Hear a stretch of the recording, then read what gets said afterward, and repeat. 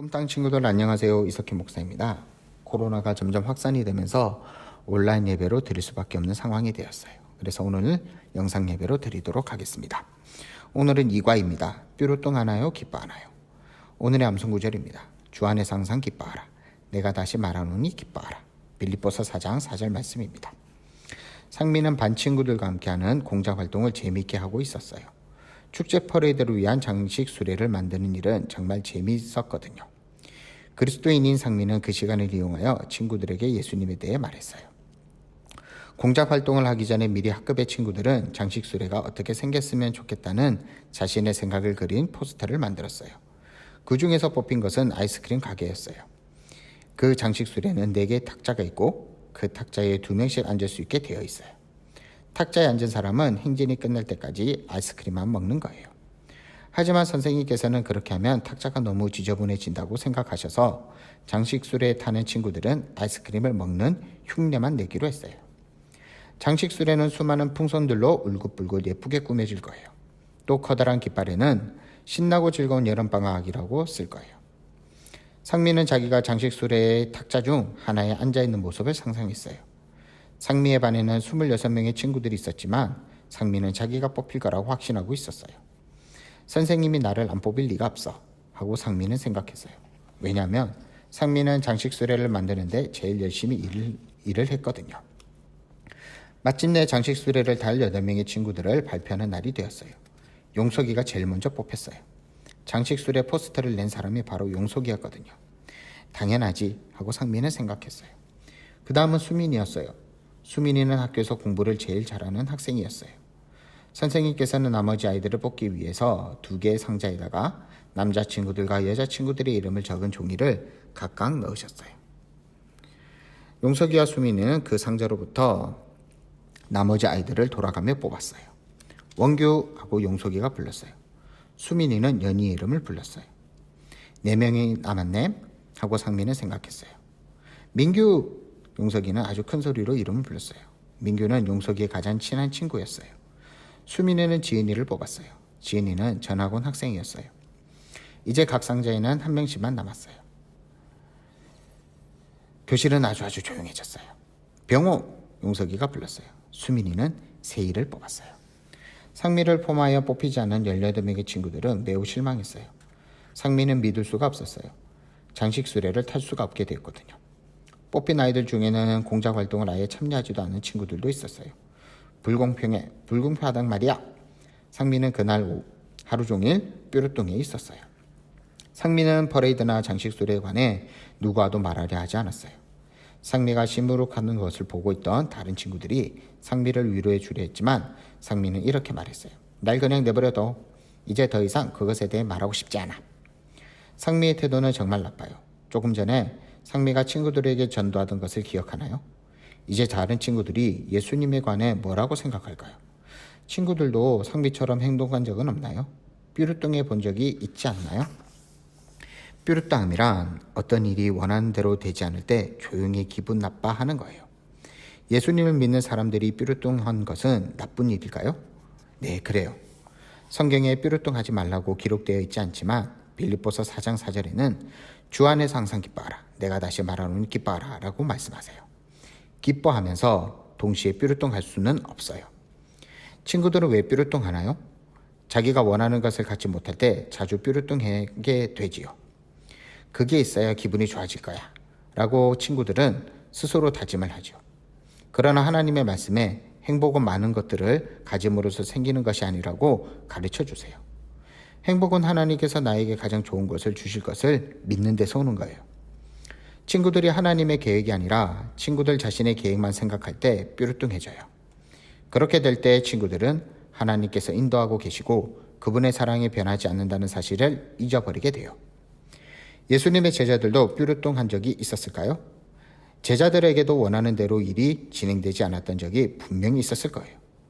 제자들이 예수님께서 자기들을 위해 계획하신 것에 대하여 기분이 좋지 않았던 때를 살펴보기 전에 시편 51편 10절에서 12절은 오늘의 기도로 하나님께 올려드려야겠어요. 하나님이여 내 속에 정한 마음을 창조하시고 내 안에 정직한 영을 새롭게 하소서. 주의 구원의 즐거움을 내게 회복시켜 주시고.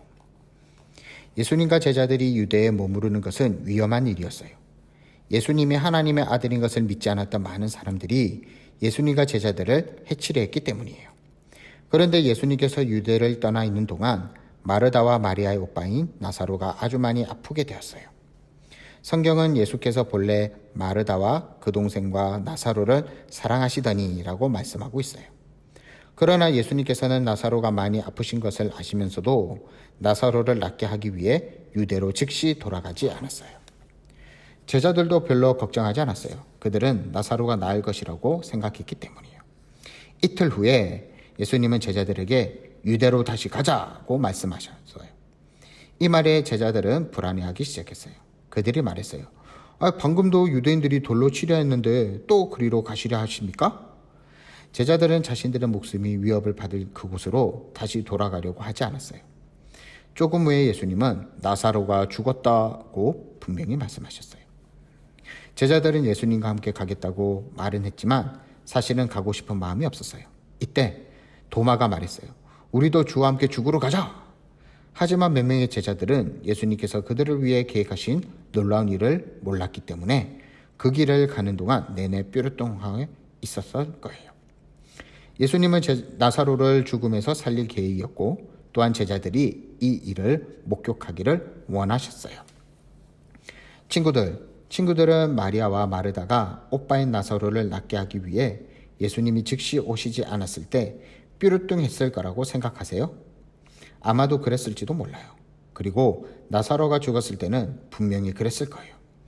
그러나 하나님께서는 그들이 슬픔 가운데 있을 때에도 마음속에는 기쁨을 가지고 있기를 원하셔요.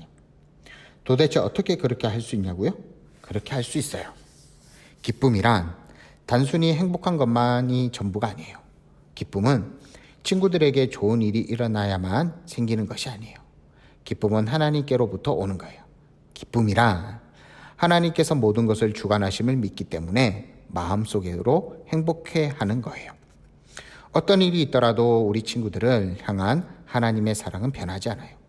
하나님은 좋지 않게 보이는 것에도 좋은 것을 가져다 주실 수 있어요. 친구들은 언제 기뻐해야 하나요? 주 안에서 항상 기뻐하라. 내가 다시 말하노니 기뻐하라. 주 안에서 기뻐한다는 것은 얼굴에 언제나 미소를 짓고 있으라는 뜻이 아니에요. 나사로가 죽었을 때 예수님은 울기도 하셨어요. 유대인들이 예수님의 눈물을 보고 말했어요. 보라, 그를 얼마나 사랑하였는가 하며. 예수님의 눈물은 예수님이 기쁨을 잃어버렸다는 의미가 아니에요. 나사로를 살리는 사건을 통해 많은 사람들이 예수님을 믿게 될 것을 아셨던 예수님은 아버지 하나님께서 모든 것을 주관하시고 계신다는 사실을 아셨어요. 앞에서 얘기한 상민은 하나님의 계획을 가장 좋은 것이었다는 사실을 발견하게 되었어요. 상민은 퍼레이드에서 친구들이 장식 수레를 타고 행진하는 모습을 보면서 자신이 기뻐할 수 있다는 것을 알게 되었어요. 상민은 진정한 기쁨이란 어떤 일이나 어떤 사람이 자기를 어떻게 보는가와 상관이 없다는 것을 깨닫게 되었어요. 상미의 기쁨은 하나님께서 자기 안에 계시고 자기를 항상 돌봐주신다는 것을 알 때 생겨나는 거예요. 친구들, 하나님은 살아계세요. 그리고 모든 것을 주관하세요. 뿐만 아니라 바로 그 하나님이 우리 친구들과 함께 하세요. 그러므로 친구들에게 슬픈 기쁨이 들 때도 기쁨으로 충만할 수 있어요. 친구들이 더 많은 기쁨을 누릴 수 있는 방법은 다음과 같아요. 첫 번째, 친구들이 그리스도인인 것을 확신하세요. 진정한 기쁨은 예수님이 우리 친구들을 죄로부터 구원하신 친구들의 구주라는 것을 확실히 알 때 생기는 거예요. 시편 33편 21절은 우리 마음이 그를 즐거워하며 우리가 그의 성호를 의지하기 때문이로다 라고 말하고 있어요. 또한 시편 35편 9절에 내 영혼이 여호와를 즐거워하며 그의 구원을 기뻐하리로다 라고 말하고 있어요. 친구들은 친구들의 죄 때문에 죄송하다고 말씀드리고 예수님이 친구들을 위해 죽으셨다는 것을 믿는다고 하나님께 기도해 본 적이 있나요? 친구들은 예수님께서 친구들의 죄로부터 구원하신 구주로 믿는다고 말씀드린 적이 있나요? 만약 그랬다면 친구들은 기뻐할 수 있어요. 하지만 그렇지 않다면 친구들은 지금 예수님을 우리 친구들의 구주로 모실 필요가 있어요. 그러면 친구들의 마음으로부터 기뻐할 수 있게 될 거예요. 두 번째는 하나님의 말씀을 읽으세요. 예레미야 15장 16절에 주의 말씀은 내게 기쁨과 내 마음의 즐거움이로다 라고 기록되어 있어요. 성경에서 하나님의 약속과 계획을 읽을 때 우리는 하나님께서 주관하고 계시다는 사실을 기억하세요. 하나님의 말씀은 우리의 마음을 기쁨으로 채워주세요. 성경에서 기쁨에 관해 말씀하고 있는 구절을 찾아보세요. 빌립보서에서 기쁨에 관한 구절이 많이 찾아볼 수 있을 거예요. 기쁨 혹은 기뻐하라는 단어를 찾아보세요. 모든 구절을 다 이해할 수 없겠지만 이해할 수 있는 구절을 찾아보세요. 세 번째는 하나님의 약속이 여러분들의 것임을 믿으세요. 다음은 예수님을 믿는 사람에게 주어지는 하나님의 두 가지 약속이에요. 각각 약속에서 친구들의 이름을 넣어 같이 보면 좋겠어요. 히브리서 13장 5절에 석기는 있는 말을 족한 줄로 알라. 그가 친히 말씀하시기를 내가 결코 너희를 버리지 아니하고 너희를 떠나지 아니하리라 하셨느니라. 이사야 41장 10절에 두려워 말라 내가 너와 함께함이라. 놀라지 말라 나는 내 하나님이 됨이라. 내가 너를 굳세게 하리라. 참으로 너를 도와주리라. 참으로 나의 의로운 손으로 너를 붙들리라. 이제 뾰루뚱해지는 것을 그만하고 기뻐할 때예요. 여러분은 왜 뾰루뚱하고 있나요? 하나님은 우리 친구들이 주 안에서 기뻐하라고 말씀하세요. 친구들이 하나님의 자녀인 것을 확신할 때 친구들에게 하나님의 기쁨을 달라고 하나님께 요청하세요. 하나님의 말씀 꾸준히 읽고 그분의 약속을 믿으세요. 친구들에게 기쁨을 주실 하나님께 감사하세요. 빌립보서 4장 말씀을 꼭 기억하세요. 주 안에서 항상 기뻐하라. 내가 다시 말하노니 기뻐하라. 이 구절은 우리 친구들을 향한 하나님의 명령임을 기억하세요. 우리 친구들이 뾰루뚱한 마음이 들 때마다 이 말씀을 기억하고 하나님께 기도하는 우리 꿈땅 친구들이 되기를 간절히 축복합니다. 기도하도록 하겠습니다. 하나님 아버지 감사합니다. 오늘도 영상으로 함께 말씀을 들었습니다. 우리 친구들 마음에 뾰루뚱한 마음을 버리고 주님 안에 항상 기뻐하는 마음을 가질 수 있도록 도와주세요. 하나님의 자녀인 것을 우리 친구들이 기억하며 하나님께 기쁨을 달라고 기도하며 하나님의 말씀을 통하여 찬양을 통하여 하나님의 약속을 믿고 그 약속대로 살아갈 수 있는 우리 친구들, 기쁨이 넘치는 우리 꿈땅 친구들 되게 해주세요. 이번 한 주도 코로나로 인하여 우리 친구들 힘들고 어려운 일이 있을 때마다 하나님께서 지켜주셔서 건강하고 행복한 한 주 보낼 수 있도록 하나님 인도해 주세요. 감사하며 예수님의 이름으로 기도합니다. 아멘.